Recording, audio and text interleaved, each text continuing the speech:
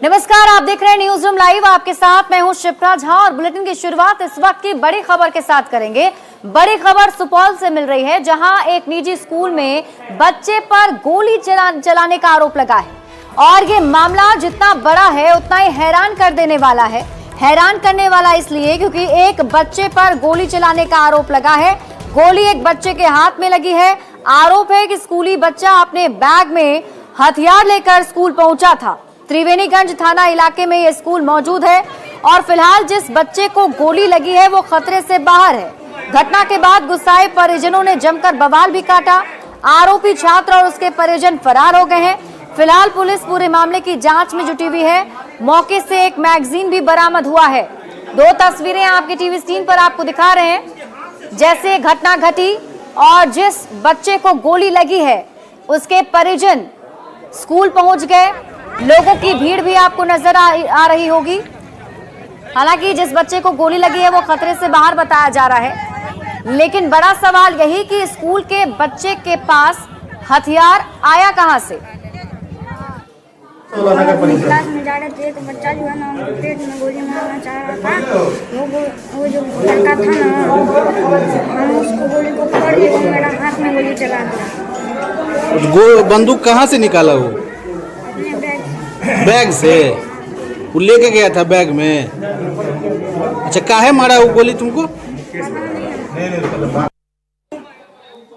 और न्यूज 18 संवाददाता अमित अधिक जानकारी के साथ जुड़ रहे हैं। अमित, जिस बच्चे पर गोली चलाने का आरोप लगा है उस बच्चे के बारे में जरा आप बताइए। कितने साल का बच्चा है और उसके परिजन कहाँ हैं अभी? देखिए, ये काफी हैरान कर देने वाला मामला है, जिसमें 5 साल का जो बच्चा है वो नर्सरी का छात्र है और उसने अपने साथी बच्चे जो तीसरी क्लास में पढ़ता है, जो उससे 2 साल का सीनियर 3 साल का सीनियर है, उसके ऊपर वो गोली चला देता है। फिलहाल जो एकलव्य जो बच्चा है 5 साल का, उसके पिता मुकेश यादव अपने बच्चे और उस हथियार को लेकर भी फरार हैं, जिसकी तलाश पुलिस कर रही है। और जिस बच्चे को गोली लगी है आसिफ, उसकी स्थिति अभी ठीक ठाक बताई जा रही है। उसके हाथ में गोली लगी है जिसकी वजह से उसकी जान बच गई। बच्चे ने जो बताया है, जो बच्चा घायल जो बताया है, उसके अनुसार उस बच्चे के ऊपर जिस तरीके से गोली चलाई जा रही थी उस बच्चे ने चलाई थी। अगर वो बच्चा बचता नहीं, खुद को छिपाता नहीं, तो वो उसको गोली उसके सीने में लग सकती थी, जिससे एक बड़ी घटना सामने आ जाती। लेकिन ये घटना ने सबको इसलिए चौंका दिया है कि एक 5 साल का बच्चा एक अवैध हथियार को लेकर स्कूल जाता है और उसके बैग की जांच पर अब भी जोर स्कूलों में सुरक्षा और छात्रों के बैग की जांच की आवश्यकता पर अब इसलिए जोर दिया जाने लगा है कि इस घटना ने एक बड़ी चिंता का विषय बना दिया है कि 5 साल का बच्चा स्कूल के बैग में हथियार लेकर जाता है और अपने साथी छात्र उसके ऊपर गोली चला देता है। हो सकता है अगर इससे एक बड़ी घटना भी सामने आ सकती थी, लेकिन गनीमत यह रही कि यह गोली उस बच्चे के हाथ में लगी है, जिसकी वजह से उसकी जान सुरक्षित बच गई है। अभी तक फिलहाल लोग लगातार हंगामा इस बात को लेकर कर रहे हैं कि जो आरोपी के पिता मुकेश यादव हैं, वो स्कूल में जब उसको प्रिंसिपल ने बुलाया था तो आपके बच्चे ने इस तरह की घटना की और दोनों बच्चों के प्रिंसिपल ने बुलाया था, दोनों बच्चों के परिजनों को। तो उस समय जब मुकेश यादव वहां पहुंचे तो टेबल पर वो हथियार भी रखा हुआ था। उसी दौरान उस मुकेश यादव ने वो हथियार भी उठाया और उसने अपने बच्चे को भी लिया और बाइक से सीधा वहां से फरार हो गया। कुछ लोग दबी जुबान ये भी बता रहे हैं कि जो आरोपी के पिता है उसके ऊपर भी कई तरह के आपराधिक मामले होंगे। लोग इसकी भी जांच शुरू हो चुकी है, लेकिन फिलहाल अभी इस बात की पुष्टि नहीं हुई है, क्योंकि जिससे लगता है कि वो हथियार पूरी तरह से अवैध था, जो उसके पिता अपने घर में रखते होंगे और उस बच्चे ने देखकर वो उसे उठाकर स्कूल लाया होगा। क्योंकि 5 साल के बच्चे की बुद्धि कितनी हो सकती है, कितना विकसित हो सकता है, इस पर सोचने की जरूरत है। और उस परिजन की बड़ी लापरवाही इसमें सामने आई है और जिसके बाद स्कूलों में तोड़फोड़ हुई है। लोग लगातार हंगामा कर रहे। अभी त्रिवेणीगंज के बगला के पास ये पूरा लोगों ने सड़क जाम कर दिया है और सेंट जो बोर्डिंग स्कूल के जो मैडम है, जो टीचर हैं, वो काफी डरे समय है जिस तरीके से घटना सामने आई है। और फिलहाल ये एक बड़ी चिंता की विषय बन गई है कि स्कूल में सुरक्षा को लेकर स्कूल प्रशासन कितना चौकस है। बिल्कुल अमित, पुलिस का क्या कुछ कहना है? पुलिस की टीम मौके पर पहुंची हुई है, क्या कुछ कहा जा रहा है? देखिए, पुलिस वहां पर मौके पर पहुंच गई है, जिसके बाद बच्चे का इलाज भी शुरू हुआ था। लगातार लोगों को शांत करने में जुटी है, लेकिन लोग इस कदर हंगामा कर रहे हैं कि पुलिस को इतना समय भी नहीं मिल पा रहा है कि वो किसी गिरफ्तारी के प्रति अपना एफर्ट लगा पाएगी। फिलहाल लोग लगातार गुस्से में हंगामा कर रहे हैं, तो पुलिस उन्हें शांत करने में जुटी है। फिलहाल लोगों को उसमें शांत रहने की जरूरत थी, ताकि पुलिस को एक मौका मिलता कि उसकी गिरफ्तारी होती और वो ताकि बात सामने आ पाती कि आखिरकार उस 5 साल के बच्चे ने वो हथियार कहां से लिया और वो क्यों गोली चलाया, उसमें मानसिकता क्या थी उसके पीछे, जिसका खुलासा हो पाता। फिलहाल लोग लगातार हंगामा कर रहे हैं और लोग ये मांग कर रहे हैं कि उस आरोपी और पिता की जल्द से जल्द गिरफ्तारी हो, और पुलिस और वहां के सदर SDO दोनों लोगों को समझाने में जुटे हैं, लेकिन अभी तक सफलता इसमें नहीं मिल पाई है। वैसे अमित, जैसे कि बताया जा रहा है कि बच्चे के जो परिजन हैं उनके बारे में ऐसा आपने बताया कि मुकेश जो अभी फरार चल रहा है, तो उसको लेकर कुछ जानकारी अब तक मिल पा रही है कि आखिर कहाँ है? देखिए, इस बात की चर्चा भी शुरू हो गई कि जिस बच्चे को गोली लगी है उस बच्चे के परिजन ने स्पष्ट रूप से बयान में दिया है कि मुकेश यादव पर आपराधिक प्रवृत्ति का लोग है और उसके ऊपर कुछ मामले भी है। उसके मामा ने इस बात पर जोर दिया है, लेकिन फिलहाल इस बात की जांच होगी कि मुकेश यादव पर कितने आपराधिक मामले हैं और वो हथियार क्या अपने घर में रखता था, जिसकी वजह से वो बच्चा उस अवैध हथियार को लेकर स्कूल गया होगा। क्योंकि एक 5 साल का बच्चा अवैध हथियार कहीं से ना खरीद सकता है, ना कहीं से वो ला सकता है, ना कोई उसे दे सकता है। फिलहाल उसके घर में होगा, उस बच्चे ने कहीं न कहीं देखा होगा, तो उसके मन में उसके प्रति और वो स्कूल लेकर गया और इस तरह की घटना सामने आई है। 2 ही बात सामने आ सकती है इसमें आगे भी, क्योंकि अभी जो मामला सामने आया उसमें कहीं से किसी के दुश्मनी की बात नहीं है, दोनों बच्चों में लड़ाई झगड़े की कोई बात नहीं है, लेकिन घटना क्यों हुई और इस पर गहन जांच की जरूरत है। जब ये घटना घटी, वहां पर जो मौजूद क्या कोई शिक्षक, कोई छात्र, उनसे आपकी बातचीत हो पाई, वो कुछ बता पा रहे हैं? देखिए, सभी हतप्रभ रह गए थे। बच्चा स्कूल में जब प्रेयर चल रहा था तो लोग बहुत मौन होकर प्रेयर के समय रहते हैं। टीचर भी बहुत कॉन्शियस रहते हैं उस वक्त। इसी दौरान वो बच्चा अपने बैग से वो पिस्टल निकालता है और गोली चला देता है। ठीक है अमित, आप इस खबर पर नजर बनाए रखें। बहुत बहुत शुक्रिया तमाम जानकारी हमारे साथ साझा करने के लिए। तो देखिए, हैरान करने वाला ये पूरा मामला है, क्योंकि बताया जा रहा है कि छोटा सा 5 साल का बच्चा है जो कि हथियार चला देता है। हालांकि इस बड़ी खबर पर हमारी नजर भी बनी रहेगी। और अगली बड़ी खबर आपको दानापुर से बता दें। दानापुर के फुलवारी शरीफ में महावीर कैंसर संस्थान में जमकर हंगामा हुआ है। बताया जा रहा है कि यहां पर एक मरीज इलाज कराने पहुंचा था, जिसमें डॉक्टर की लापरवाही की वजह से उसकी मौत हो गई है, जिसके बाद परिजन अब जमकर हंगामा कर रहे हैं। परिजनों ने फुलवारी पटना मुख्य सड़क को जाम कर इंसाफ की मांग की है। घंटों तक जाम रहने से गाड़ियों की लंबी कतार भी लग गई। सड़क जाम छुड़ाने के लिए पहुंची पुलिस और घंटों समझाने के बाद सड़क जाम को हटाया गया। परिजनों का कहना है कि कोलोनोस्कोपी जांच के दौरान आंख में कैमरा फंस गया और आंख फट गया, जिससे मरीज की तड़प कर मौत हो गई। मृतक का नाम राम विनय सिंह है, जो बिहिया भोजपुर के रहने वाले थे। उनकी मौत हो गई। दूरबीन से जांच किया, पेशेंट एकदम अभी ठीक थे। पेशेंट में भी कोई गड़बड़ नहीं था, लगभग 48-50 की उम्र था उनका और सब ठीक थे। दूरबीन से जांच किया, प्लस हाथ में उनका घुसा दिए पाइप और उसी समय मृत्यु हो गया। मृत्यु कल रात में हुआ है। आज सुबह हमको बताया है कि आप जांच की वजह से, हाँ, जांच में मुआ दिया एकदम। जांच करने में लापरवाही इस तरह का हुआ कि जो इनके पाइल्स का जांच, जो मांस निकालना था, तो मांस निकालने के दरमियान में जो जो अंदर डाला जाता है, वो इतना अंदर डाल दिया गया तो वो जाकर हाथ में सट गया। हाथ में उसको खींचने के बाद जब वापस लाया गया उसको, तो हाथ में छेदा हो गया। पेट फूला जा रहा, लेकिन और छेदा होने के क्रम में उसको माने वही जनरल वार्ड में छोड़ दिया गया। दर्द से करा रहा है, तड़प रहा है, लेकिन कोई सुनवाई नहीं। स्टाफ लोग 900 किया है, सब जो जांच किया है वो भी 900 किया था। वो जांच सही से किया नहीं है, उसको करने आया नहीं है और वो उन्हीं पर पैखाने के रास्ते से पाइप डाला उसका और रिपोर्ट है उसका, पेट का जो एक्सरा का रिपोर्ट है, वो लापरवाही में उनका जान ले लिया। और न्यूज 18 संवाददाता अमरजीत अधिक जानकारी के साथ जुड़ रहे हैं। अमरजीत, क्या है ताजा अपडेट?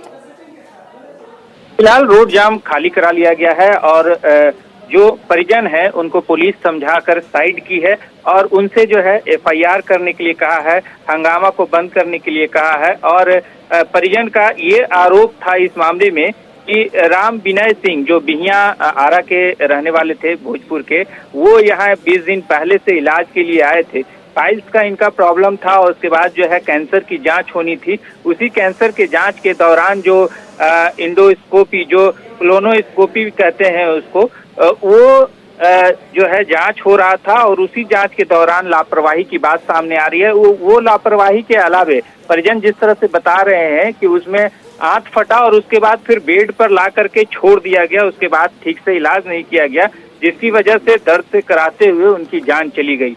हालांकि इस मामले में जो हमारी बात हुई है, एलबी सिंह जो अधीक्षक हैं इसके, उन्होंने कहा है कि इस मामले में हम लोग जांच कर रहे हैं कि आखिर कहाँ लापरवाही हुई है। अगर लापरवाही, आप इस बड़ी खबर पर नजर बनाए रखिए। बहुत बहुत शुक्रिया तमाम जानकारी के लिए।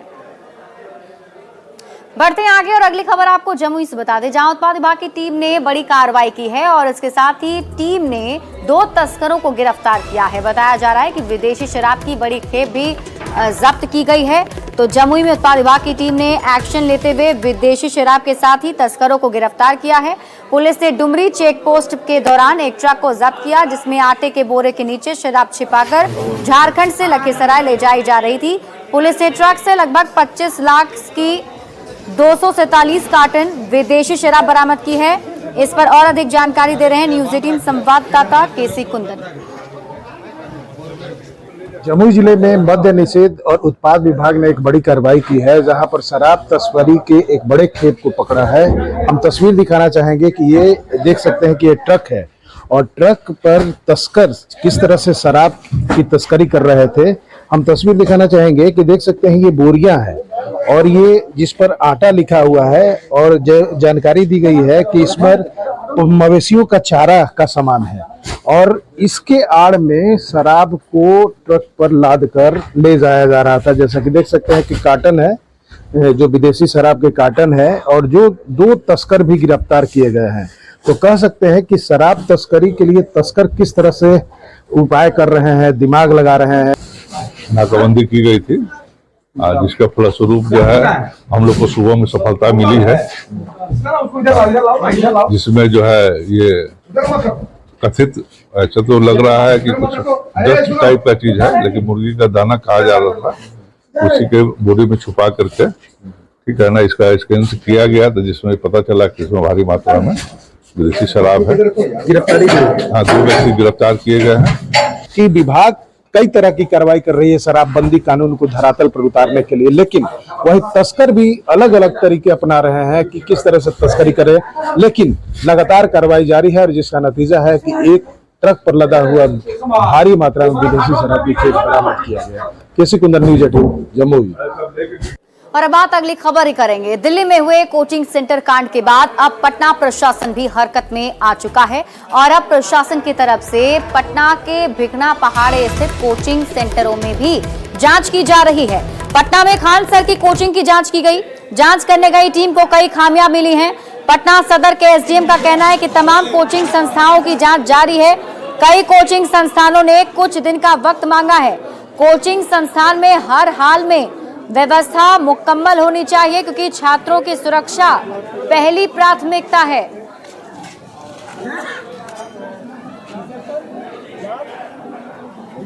दो तस्वीरें आपके टीवी स्क्रीन पर आपको दिखा रहे हैं, जिसमें आप देखें दिल्ली में जैसे ही कोचिंग सेंटर कांड हुआ है उसके बाद से ही डीएम ने ये आदेश दिए थे कि सभी कोचिंग सेंटर जो पटना में संचालित हो रहे हैं उसकी जांच की जाएगी, वहां पर्याप्त सुविधा छात्रों को मिलती है या नहीं, और उसी कड़ी में आज ये कार्रवाई। हम लोग इस जांच के क्रम में कई कोचिंग संस्थानों की जांच कर रहे हैं, मचुआ टोली से लेकर यहाँ भिकना पहाड़ी तक। तो इसमें लगभग हम 25-30 कुछ अलग अलग कोचिंग संस्थानों का जांच किए हैं। तो इसमें अभी यहाँ पर हम लोग ज्ञान बिंदु भी किए हैं और खान कोचिंग जीएस क्लासेस का भी निरीक्षण किए हैं।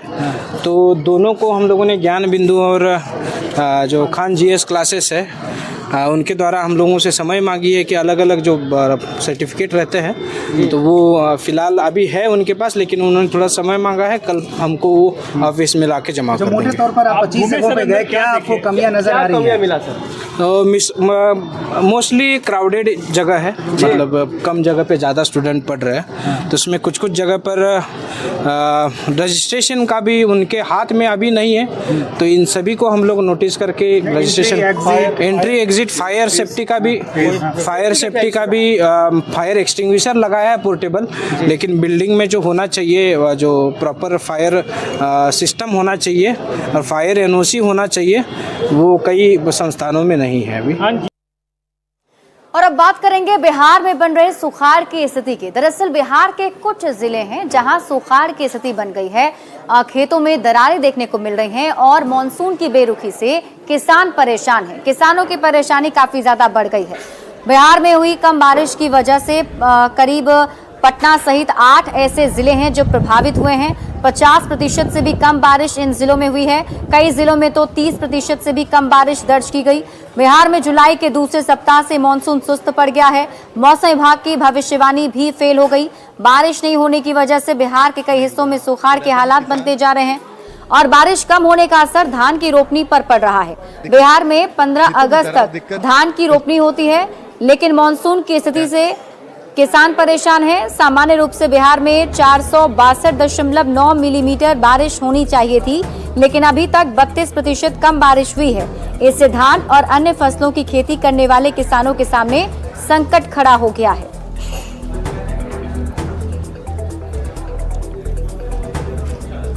तो कहां-कहां बारिश कम हुई है वो आपको बताते हैं। तो देखिए, लखीसराय के साथ ही पटना, ये कुछ ऐसे जिले हैं और करीब 8 ऐसे जिले हैं बिहार के जहां कम बारिश हुई है, जिसकी वजह से खेतों में दरारें पड़नी शुरू हो गई हैं।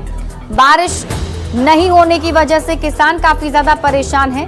पटवन की समस्या जो है उनके सामने है कि आखिर कैसे उनके फसल तक वो पानी पहुंचाएं। तो मानसून की मार से किसान परेशान है, क्योंकि बिहार में अब तक 32% कम बारिश हुई है।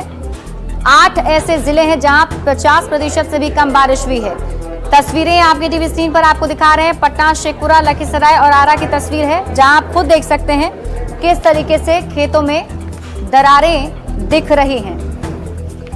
और अब देखिए, इस पूरे मामले को लेकर जब कृषि मंत्री मंगल पांडे से बातचीत की गई तो उन्होंने बताया है कि सरकार भी सुखाड़ की स्थिति को लेकर चिंतित है, गंभीर है। किसानों की हर संभव मदद की जाएगी। बिहार के कृषि मंत्री मंगल पांडे सर, बिहार के कई इलाकों में सूखे की स्थिति देखी जा रही है। बारिश कम होने की वजह से खासकर दक्षिण बिहार के इलाकों में कुछ ज्यादा ही समस्या दिख रही है। क्या कुछ कदम उठा रहे हैं सर? देखिए, मौसम विभाग का ये पूर्वानुमान था कुछ दिन पहले तक कि बिहार में औसत बारिश होगी, लेकिन पूर्वानुमान के अनुसार बारिश बिहार में नहीं हुई है। बारिश कम हुई और इस कारण जो बिचड़ा डालना था धान का और फिर धान की जो रोपनी करनी थी, उसमें किसानों को कठिनाई आई है।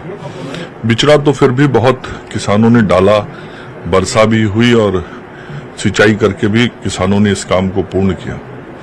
लेकिन निश्चित रूप से जो रोपनी होनी चाहिए धान की, वो औसत बरसात से कम होने के कारण ये नहीं हो पाई है। माननीय मुख्यमंत्री जी के स्तर पे इसकी समीक्षा हुई आज से कुछ दिन पूर्व, और मुख्यमंत्री जी ने यह निर्देशित किया कि बिहार के किसानों को डीजल अनुदान दिया जाए। तो आज से 5 दिन पूर्व किसानों को डीजल अनुदान देने की प्रक्रिया बिहार में शुरू कर दी गई है और किसान अब जो सिंचाई करेंगे और उनको अभी से लेके अक्टूबर के महीने तक 3 बार पटवन करने के लिए 75 रुपये लीटर के हिसाब से, डीजल के हिसाब से उनको सहायता राशि बिहार की सरकार की तरफ से डीजल अनुदान के रूप में दी जाएगी। और हमारा प्रयास है कि पूर्ण रूप से जो धान की रोपनी है वो उसका आच्छादन हो जाए। तो जिस तरीके से हम लोग सहयोग कर रहे हैं, किसान भी परिश्रम कर रहे हैं, मुझे लगता है कि अगले 15-20 दिनों में ये रोपनी का काम हम पूर्ण कर लेंगे। और फिलहाल इस बुलेटिन में अभी के लिए बस इतना ही। आप देखते रहिए न्यूज़ 18 बिहार झारखंड।